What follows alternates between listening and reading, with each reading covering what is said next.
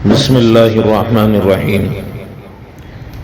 ایک بات اور رہ گئی تھی کہ علاج کے نام پر بکرے اور مرغے، کالے مرغے یا گندے جانوروں کے لوگ جو ہے میٹ یا ان کے گلے پر چھری چلاتے ہیں۔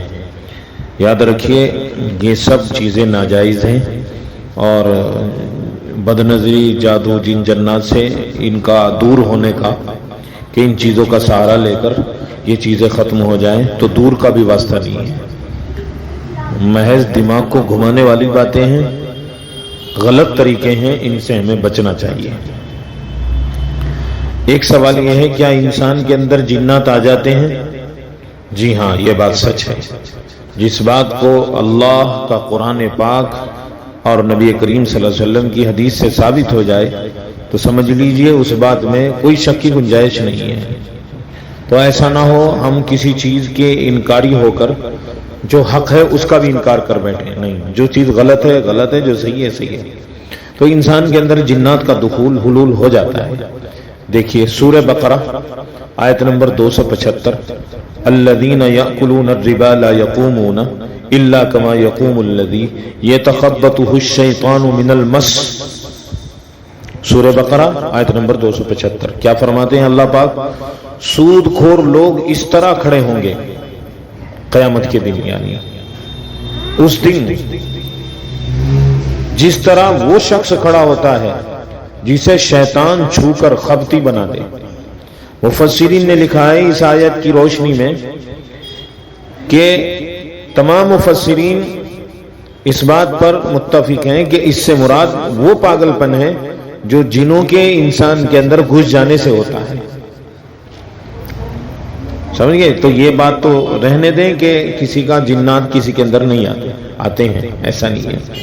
اندر ان کا چکر آ جاتا ہے، اور وہ شیطان، جنات جو ہے یہ آپ کو سمجھ لینا چاہیے کون سی مخلوق ہے، یہ بھی خدا کی مخلوق ہے، قرآن سے ثابت ہے بات۔ پارہ نمبر 29 سورہ جن پڑھ لیجئے، اس کی تفسیر پڑھ لیجئے، اور قرآن پاک میں ہے سورۃ الرحمن، اس کے اندر ہے یا معاشر الجن والانس ان استطعتم ان تنفذوا، اس کی تفسیر پڑھ لیجئے، اور سورہ بقرہ میں ہے، اس کی تفسیر پڑھ لیجئے، اس کا ذکر۔ تو یہ بات تو ثابت ہے قرآن پاک سے اور حدیث سے کہ جنات خدا کی ایک مخلوق ہے، اور ان میں شرری قسم کے لوگ بھی ہیں اور نیک لوگ بھی ہیں۔ نبی کریم صلی اللہ علیہ وسلم کی حدیث ہے، آپ صلی اللہ علیہ وسلم نے فرمایا 7 ہلاک کر دینے والے گناہوں سے بچو۔ صحابہ اکرام رضوان اللہ علیہم اجمعین نے عرض کیا وہ کون سے گناہ ہیں یا رسول اللہ صلی اللہ علیہ وسلم؟ آپ نے فرمایا ایک شرک کرنا اور جادو کرنا۔ بخاری اور مسلم میں روایت ہے۔ یہ 2 چیزوں کا ذکر ایک روایت میں ہے، باقی کا اور میں ہے۔ شرک کرنا اور جادو کرنا یہ انسان کو ہلاک کر دینے والے گناہ ہیں، میرے نبی نے فرمایا ان سے بچو۔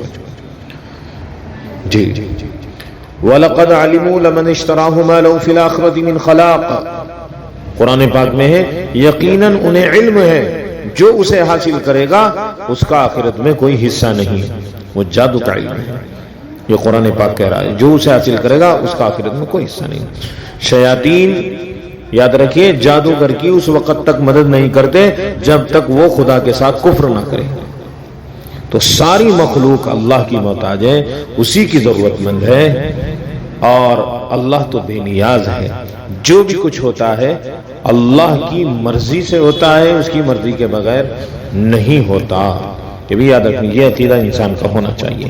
ہاں علاج معالجہ شرعی طریقے سے اگر کرائیں کہ کوئی قباحت نہیں ہے۔